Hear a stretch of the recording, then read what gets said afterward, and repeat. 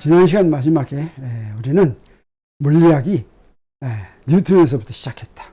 실제로 그것의 시발점이 된 것이 16세기의 코페르니쿠스의 지동설이다라고 하는 이야기를 했죠. 그리고 500년 동안 뉴턴 역학, 맥스웰의 전자기학, 아인슈타인의 상대성 이론, 하이젠베르크와 슈레딩거의 양자역학, 그리고 21세기로 표준 모형과 대폭발 이론이 마무리가 됐다라고 하는 이야기를 했습니다. 자, 그러면 이 대폭발 이론을 한번 보겠습니다. 이 대폭발 이론은 우주의 탄생과 진화에 대한 이론이라고 하는데, 대폭발 이론에 의할 것 같으면 138억 년 전에 우주가 만들어졌습니다. 우주가 만들어졌다고 하는 것은 빈 공간에 막 별들이 팍팍 생겼다는 뜻이 아니라 그런 게 없었습니다. 공간과 시간이 그때 처음으로 출현했다라고 하는 이야기입니다. 그러면 도대체 이런 것을 어떻게 알았을까 궁금하지 않습니까? 혹시 대폭발 이론은 진짜가 아니라 그냥 몇 사람의 가설이 아닐까 이런 의심도 들지 않습니까? 근데 그렇지 않습니다. 대폭발 이론은 지금까지 완벽하게 확인되었습니다. 그래서 138억 년 전에 처음 우주가 만들어졌을 때의 증거가 지금 하늘에서 들어오고 있고, 계속해서 그 138억 년 동안 쭉 어떤 과정을 거쳤는지가 지금 전부 우리 그 하늘 관찰하는 그런 인공위성들에 의해서 자료를 이제 얻고 있고, 그 자료를 이 이론에 의해서 한 단계를 다 설명하고 있습니다. 자, 그러면 여기서 퀴즈 하나 여러분한테 내보겠어요. 대폭발 이론은 어떻게 발견되었을까? 궁금하지 않습니까? 자, 둘 중에 하나 골라보세요. 첫 번째는 학자들이 우주에 대해 연구하다가 대폭발 이론이 우주론이라고 그랬죠. 마침내 대폭발 이론이라는 우주론을 발견했다. 두 번째는 물리학이 발달하는 과정에서 저절로 대폭발 이론에 도달했다. 둘 중에 어떤 것이 답일 것 같습니까? 실제로 인간이 우주론을 발견하게 되려고는 사실은 지난 세기까지만 하더라도 꿈도 꾸지 않았습니다. 그래서 이 두 번째가 맞습니다. 물리학이 발달하는 과정에서 저절로 대폭발 이론에 도달했다라고 하는 것이죠. 이와 같은 질문을 차교수 물리 1, 2 맨 마지막 시간 30강이 끝난 다음에 한 번 더 물어보겠어요. 그때는 여러분이 정말 그렇구나. 물리학이 발달하는 과정에서 저절로 대폭발 이론에 도달하게 됐구나 하는 것을 어쩌면 실감 느낄 수가 있을 것이라고 생각합니다. 자, 이 물리학은 어떤 분야라고 했습니까? 자연의 이치를 알아낸 그런 분야라고 했죠. 그래서 이제 이런 질문을 하게 됩니다. 인간이 어떻게 자연의 이치를 깨닫게 되었을까? 인간이 자연의 이치를 깨닫게 되는 데는 아주 중요한, 오늘날의 현대 과학이 이루어지게 되는 데는 아주 중요한 사실은 이유가 있습니다. 이 이유를 알게 해주는 또 하나 질문을 한번 하겠습니다. 그렇죠? 뭐냐면 이런 거예요. 3000년 전 사람들은 자연이 돌아가는 이치를 알았을까? 이렇게 물어본다면 여러분은 자, 요 4개 중에서 골라보겠어요. 알았다, 알지 못했다, 알고 있다고 생각했다, 알지 못하고 있다고 생각했다. 나는 3번이라고 생각하기 때문에 여러분한테 이것을 물어봤습니다. 자, 이 얘기는 사실은 무슨 이야기냐면 어떤 시대나 사람들은 그 시대에 자연의 이치를 잘 알고 있다고 믿었습니다. 다시 말하면 이 자연이 돌아가는 게 어떻게 해서 돌아간다, 원리가 뭐다, 진리가 뭐다, 나름대로의 이치를 가지고 있었습니다. 그게 진짜인지 아닌지, 옳은지 어쩐지 차치하고라도 몇천 년 전이건 몇백 년 전이건 그런 이치를 가지고 있었다라고 하는 것이죠. 그런데 무슨 일이 일어나냐면 그 시대에 믿은 자연의 이치로 설명하지 못하는 것이 확실한 그런 증거, 지금까지는 이런 자연의 진리가 이렇다고 생각했는데 그것으로 설명할 수 없는 아주 이상한 증거가 나오면, 확실한 증거가 나오면 사람들은 어떻게 했느냐? 그 해답을 구하기 위해서 이제 연구합니다. 그래가지고 어떻게 했냐면 그 증거를 설명하지 못한, 지금까지 믿었던, 그때 당시까지 믿었던 이치로 설명하지 못한 이유를 찾아내는데, 근데 아주 재미있게도 지금까지 과학이 발전된 것을 보면 그 못한 이유를 찾아내면 무슨 일이 벌어지냐면 그 증거만 설명하는 게 아니라 생각하지도 못했던 전혀 새로운 추가의 진리까지도 깨닫게 해준다고 하는 것이죠. 그래서 도대체 이런 게 자연에 이런 현상이 있었는지도 모르는 것까지도 알게 해준다고 하는 것입니다. 그래서 자연의 이치가 이제 한 단계 진보합니다. 더 잘 이해하게 되는 거죠. 그래가지고 이제 우리 자연의 이치를 이제 잘 알았다라고 생각합니다. 그런데 그렇게 한 단계 진보하면 또 어떻게 되느냐? 또 다른 증거가 그 이치로 이해하지 못하는 또 다른 증거를 찾아낼 수 있게 되는 그런 과정을 거쳤습니다. 그러면 어떻게 됩니까? 또 이 증거도 이제 연구를 해서 설명을 하겠죠. 그러면 어떻게 되냐면 또 역시 마찬가지로 설명하지 못했던 것만 설명하는 것이 아니라 추가의 진리까지도 깨닫게 해주는 이런 과정이 반복됩니다. 이런 과정이 가면서 이런 게 반복되면서 그래서 물리학이 꾸준히 발전했다고 하기보다는 그래서 여기 이 사람 저 사람 아주 훌륭한 사람들이 나와가지고 그 사람들이 기여를 해서 하나씩 보태서 오늘날의 과학이 이루어졌다고 하기보다는 사실은 과학이 어떤 시대에 도약을 했습니다. 물론 그 도약하는 그 와중에는 점점 더 세세한 것까지 알게 되는 그런 발전이 있었죠. 그런데 큰 도약은 바로 이런 과정을 거쳤고 그렇게 큰 도약이 일어나는 시대가 자주 있지는 않았습니다. 첫 번째가 무엇이었냐면 기원전 3세기 그리고 17세기, 20세기, 21세기 지금 21세기에도 그런 일이 지금 진행이 되고 있습니다. 지금 아까 16세기 코페르니쿠스에서부터 얘기했던 그것이 바로 17세기에 해당하는 것이고 그 다음에 상대성 이론과 양자역학이 바로 20세기에 해당하는 것입니다. 그리고 21세기에 지금 뭔가 설명하지 못하는 새로운 증거가 나왔는데 그것을 지금 해결하려고 부단히 노력하는 중이다라고 할 수가 있겠습니다. 그래서 오늘은 이 기원전 3세기에 있었던 일과 그 이유를 조금 설명하려고 합니다. 기원전 3세기 지금부터 2500년에서 3000년 전이죠. 그때는 어떻습니까? 지구상의 지방마다 전부 서로 이렇게 연락을 못했으니까 문화가 또는 학문이 따로따로 발전을 했겠죠. 그래서 예를 들어서 우리가 속한 그런 지역이 어디였냐면 고대 중국이었습니다. 고대 중국에서는 어느 시대나 그 시대에 자연이 돌아가는 이치를 이제 생각하고 있는 것이 있었는데 우리가 속한 이런 중국에서 믿었던 이치는 바로 뭐였냐면 음양오행설이었습니다. 이 음양오행설은 사실은 내가 어릴 때만 하더라도 이 음양오행설이 아주 많이 통용이 됐습니다. 오늘날에는 그런 거 하는 거 참 보기 힘듭니다.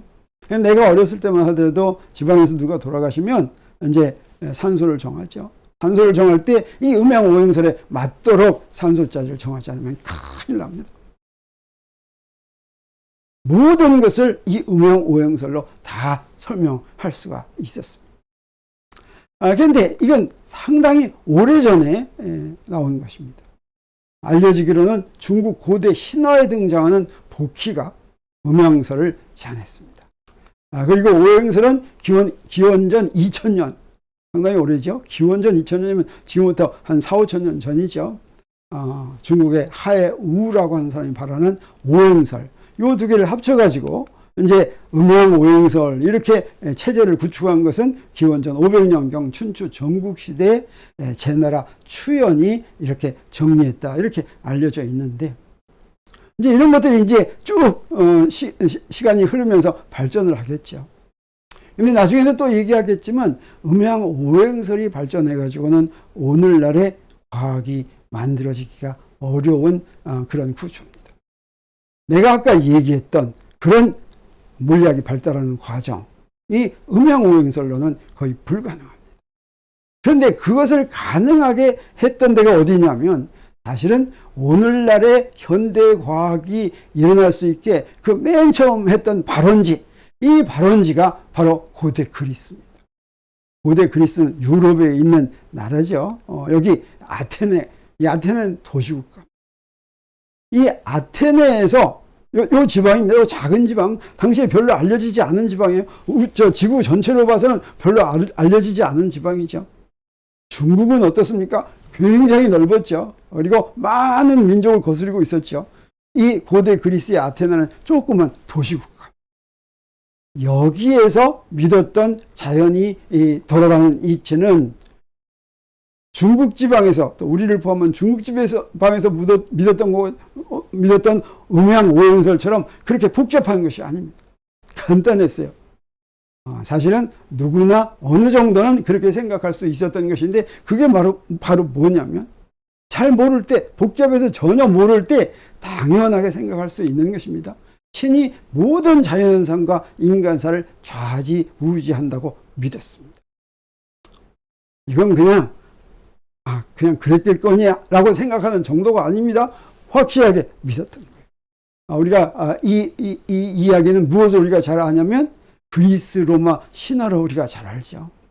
이때 고대 그리스에서 신들이 자연현상과 인간사를 좌지우지했다고 하는 것은 어떤 특징이 있냐면 우리하고도 좀 다릅니다. 이 자연을 또 인간사를 주관하는 신들이 따로 쫙 있습니다.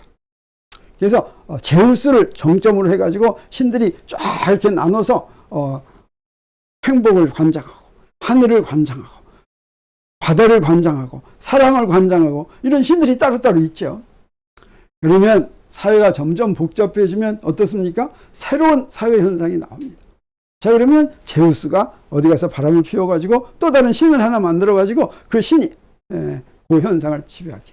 이렇게 그 신이 확실하게 자연현상을 지배한다라고 하는 것을 고대 그리스 시대 사람들은 굳게 믿었죠. 그 흔적이 바로 뭐냐면 델피 신전과 같은 것입니다. 그래서 이 델피 신전은 신과 인간을 연결해 줍니다. 그래서 자연현상이나 인간사에서 뭔가 이거 좀 이렇게 일어나지 않았으면, 고쳤으면, 이런 일이 있을 때는 신전에 있는 사제 또는 신탁을 받은 사람에게 간절히 원하면 그것을 신이 들어준다. 심지어 그리스 로마 신화를 볼 것 같으면 어떻습니까? 태양을 하루 못 뜨게만, 간절히 원해서 태양을 하루 못 뜨게 만드는 날까지 있었습니까? 없었습니까? 자, 이런 식으로 신들이 모든 현상을 좌지우지한다고 생각한 것이 오랫동안 계속되었습니다. 어디서? 고대 그리스, 이 아테네 지역에서 그렇게 계속이 되었습니다. 그런데 기원전 3세기, BC 3세기죠. 여기에 도달합니다. 이때 무슨 일이 벌어지냐? 자, 고대 그리스에는 도시국가였는데 이 아테네는 그 주위에 에게해 왕성한 해상무역이 일어났습니다. 그래서 돈이 많았어요. 또 연이은 전쟁의 승리로 많은 노예를 확보하게 됐습니다. 심지어 어떤 이야기가 전해져 내려오냐면 아테네에서 시민은 아무것도 할 일이 없었습니다. 모든 것을 다 노예가 해줬어요. 모든 일을 다 노예가 했습니다. 관공서도 노예가 하고 우체국도 노예하고 뭐 만드는 것도 노예, 모든 게 다 노예가 했어요. 그래서 어떤 층이 생겼냐면 학자층이 생겼다고 하는 것이죠. 아무것도 안 하고 돈만 있으면 그냥 별로 시간을 제대로 보내지 않는 사람들도 생기겠지만 여기에 학자도 출연하는데 이 학자들은 어떤 데 관심을 뒀냐면 모든 자연현상을 신이 좌지우지한다고 그랬죠. 근데 자연현상을 보니까 그렇게 생각하지 않는 것도 있는 걸 알 수가 있게 됐어요. 그래서 신이 과연 모든 자연현상을 좌지우지할까? 얘기한 겁니다. 우리가 믿은 이치로 다 설명된다고 하다가 그게 아닌 것 같은 증거가 나온 거예요. 자, 이런 현상은 신이 좌지우지한다고 생각할 수가 없는데 그게 바로 뭐였냐면 이런 거였습니다. 규칙적으로 일어나고 저절로 일어나는 현상. 규칙적이고 저절로 일어나는 현상은 어떻겠습니까? 신과 관련이 없죠. 그렇다면 신과 관련이 없이 신이 이거 이렇게 일어나! 하는 게 아니라 신이 그렇게 일어나게 하지 않더라도 항상 일어날 수 있는 이런 현상에는 나름대로 법칙이 있을 거라고 생각했어요. 그러면 그 법칙을 어떻게 알아낼 것인가? 그것은 그 자연현상을 면밀하게 관찰해서 알아내는 수밖에 없겠죠.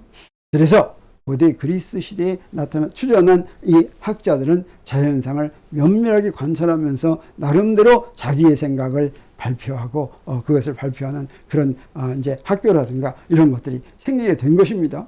그래가지고 드디어 성공했습니다. 찾아냈습니다. 근데 아주 재밌었어요. 이 세상은 천상 세상과 지상 세상으로 나눠져 있다. 그래서 지상의 자연법칙이 있고 천상의 자연법칙이 있는데 그 두 자연법칙은 다르구나 하는 걸 알게 됐습니다. 이 지상의 자연법칙을 전체적으로 총괄한 사람이 누구냐면 우리도 잘 아는 아리스토텔레스입니다. 아리스토텔레스가 이 정리한 지상법칙은 뭐냐면 한마디로 얘기한다면 정지입니다. 자, 지상에 있는 물체들이 막 운동을 하죠.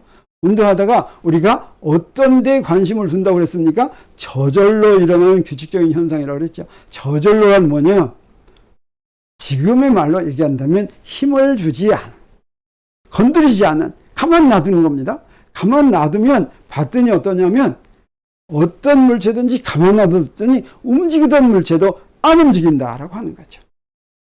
그래서 도대체 왜 그럴까? 모든 물체가 가만 놔두면 왜 결국에는 정지할까라고 이런 자연법칙이 생기는 원인을 생각했습니다.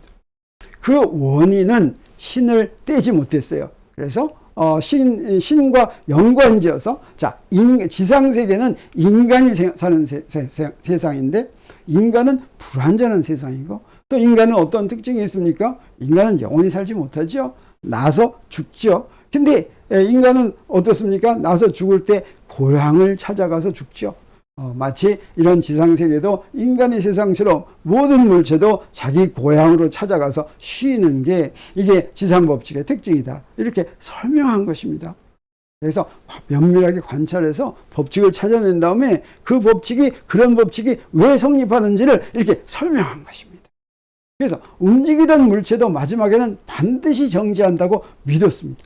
자, 이걸 사실은 반박하기가 어려웠습니다. 이걸 반박한 사람이 누구냐면 갈릴레이였어요. 갈릴레이의 관성의 법칙이 뭐냐면 힘을 작용하지 않으면 등속도 한다. 등속도 운동한다고 하는 건 영원히 멈추지 않고 그냥 똑같은 속도로 간다는 거죠. 이걸 갈릴레이 때야 반박할 수 있었던 것은 요게 당신 끝까지 쫓아가 봤어 라고 하면 할 말이 없었어요. 이게 뭐냐면 마지막에는 반드시 정지한다. 끝까지 가면 언젠가는 정지한다는 얘기니까. 근데 갈릴레이는 사고 실험에 의해서 가만 놔두면 정지하지 않고 끝까지 간다. 끝까지 똑같은 속도로 간다라고 하는 걸 나중에 볼 수가 있었던 것입니다. 그리고 아리스토텔레스는 이 지상에 있는 물체들은 불완전하다. 인간이 불완전하니까. 그래서 이 물체들이 변한다고 생각했습니다. 이렇게 변하려면 어떻습니까? 그 물체를 구성하고 있는 것이 네 가지 요소로 돼 있어 가지고 이 네 가지 원소가 물체를 구성하는 구성비에 따라서 한 물체에서 한 종류의 물체에서 다른 종류의 물체로 이렇게 바뀐다. 이렇게 설명을 했던 것입니다. 그런데 그런 지상이 있다고 한다면 천상이 있습니다. 천상 법칙을 전체적으로 이제 정리한 사람이 프톨레마이오스인데 프톨레마이오스는 이제 하늘을 관찰했습니다. 그랬더니 천상은 뭡니까? 별이 있는 데죠. 별을 관찰했더니 어떻습니까? 별은 뱅뱅 돌죠. 별은 뱅뱅 도니까 천상의 지상 법칙은 정지하지 않습니다. 영원히 운동하는데 영원히 운동할 때 어떤 운동을 합니까? 원운동을 합니다. 자, 그러면 천상 물체들은 왜 원운동을 할까? 천상은 어떤 세계냐면 신이 사는 세계입니다. 신이 사는 세계는 신은 어떤 존재냐면 완전한 존재다라고 하는 거죠. 그래서 천상은 완전한 신이 사는 세상이니까 별들은 원운동을 하더라도 어떤 원운동을 하냐면 삐뚤어진 원운동 이런 거 하면 안 됩니다. 자, 그래서 관찰하기까지는 원운동 한다고 꾸준히 관찰을 했지만 별들은 완전한 원운동을 한다고 굳게 믿었습니다. 이 완전한 원운동을 하려면 어떻게 되겠습니까? 삐뚤어지지 않아야 되겠어요. 똑바로 원이어야지 되겠어요. 이건 뭐예요? 반절이 항상 같은 그런 원이어야지 되겠다. 이게 사실은 굉장히 중요합니다. 그래서 이 하늘에 있는 별들은 완전한 원운동을 한다고 굳게 믿어. 이런 믿음이 언제까지 계속됐어요? 16세기까지 계속됐다고 하는 것입니다. 그리고 그 천상 세계는 어떻습니까? 완전한 세상이니까 그것을 이루고 있는 물질도 바뀌어야 되겠어요? 안 바뀌어야 되겠어요? 바뀌지 않습니다. 천체는 하늘을 구성하고 천상 세계를 구성하는 별들은 어떠냐? 안 바뀌려면 지상의 물질은 바뀌죠. 그러려면 네 가지로 구성이 되어 있는데 천상에 있는 물체는 한 가지로 구성이 되어 있다. 이렇게 생각했습니다. 그 한 가지 이름을 뭐라고 붙였냐면 에테르라고 이름을 붙였죠. 그리고 천상 세계에 있는 것은 변하지 않고 별들은 변하지 않는 에테르로 되어 있고 반질반질하고 이렇다라고 생각을 한 것이죠. 자, 이 조그만 유럽의 아테네 고대 도시국가의 조그만 데에서 나온 이 생각들이 어쩌면 그냥 거기서 있다가 그냥 다른 지구의 다른 데에서는 모르고 그냥 지났을 수도 있죠. 근데 무슨 일이 벌어지느냐? 여기에 누가 관계되냐면 예수가 관계됩니다. 예수는 언제 태어났습니까? 자, 이 고대 그리스 아테네에서 BC 3세기에 이거 일어나고 비슷한 시기에 조금 그 후에 예수는 여기 저 중동 지방이죠. 현재 팔레스타인 지방입니다. 거기에 나사렛에서 태어나서 자랐습니다. 그래서 기원전 4년 정도에 태어났다고 하죠. 30년 동안 이제 그 아버지 밑에서 목수일을 하다가 이제 30살이 돼가지고는 이제 나와서 어떻습니까? 기독교를 전파하죠. 근데 그 전파하다가 어때요? 이제 붙잡혀가지고 이제 그 십자가에 매달려서 사형을 당하게 되죠. 이 사형을 당하게 만든 게 또 누구냐면 여기에 그 옆에 있는 로마였습니다. 그래서 아테네에서 그 지상법칙과 천상법칙이 나오고, 그 다음에 예루살렘에서 예수가 나오고, 그 다음에 여기 로마인데, 로마는 어떻습니까? 로마는 여기에 있는 전 유럽뿐만이 아니라 여기 이렇게 전부 이렇게 점령을 합니다. 그래가지고 로마 제국을 만드는데, 이 로마 제국이 기원전 27년에 시작해서 395년에 이제 로마 제국이 이제 동서 로마 제국으로 나뉘면서 망하는데, 여기에 이렇게 초록색으로 표시한 것이 이게 전성기의 로마 제국의 영토입니다. 예수가 사형당한 것이 바로 뭐냐면 로마 제국의 황제가 신이었는데 기독교는 그 신을 인정하지 않았죠. 그래서 이제 사형을 당한 것입니다. 그리고 기독교를 박해했습니다. 쪽쪽 다 죽여버렸죠. 기독교 믿는 사람은 다 죽여서 기독교 있는 사람은 이제 숨어서 기독교를 믿어야지 되는데, 이 기독교가 그 로마 황제의 황실까지도 하고 많이 침투했습니다. 그래가지고 어떻게 되냐? 313년에는 드디어 로마의 콘스탄티누스 1세는 밀라노 칙령이라고 하는 것을 발표하죠. 이건 이제 더 이상 기독교를 박해하지 말아달라라고 하는 칙령이었습니다. 그리고 어떻게 됩니까? 392년에, 여기서부터 한 80년 지나서 392년에는 로마 제국 전역에서 기독교를 국교로 채택하게 됩니다. 근데 392년에 국교를 채택한 다음에 로마 제국은 어떻습니까? 395년에 망합니다. 동과서로 나누면서 로마 제국은 더 이상 힘을 쓰지 못하게 되는 것이죠. 그렇지만 무엇은 그대로 남아있습니까? 기독교는 그대로 남아있고, 로마 제국 이후에 기독교의 영향은 우리가 어떻게 생각할 수가 있냐면, 로마가 망했더라도 기독교는 어떻습니까? 유럽 전체의 정신세계를 꽉 붙잡고 있었죠. 근데 기독교는 어떤 종교냐면 우주를 창조한 유일신을 믿는 종교입니다. 이 유일신을 믿는 종교, 우주를 만들었습니다. 이 유일신을 믿는 종교라는 것의 특징은 바로 뭐냐면, 이게 바로 기원전 3세기 고대 그리스에서 어땠냐면, 자연 법칙을 알기 위해서 자연을 관찰하는 그런 이제 일이 시작됐죠. 근데 이 기독교 아래서는 어떠냐? 이렇게 자연을 관찰하는 그런 노력은 별로 필요가 없다고 하는 것을 알려준 것이 바로 기독교가 되겠어요. 왜 그렇습니까? 자연 법칙을 찾아내는데 자연을 관찰해서 알아내려면 얼마나 힘들겠습니까? 근데 여기서 기독교의 신은 바로 무엇이에요? 우주를 만들어낸 신이죠.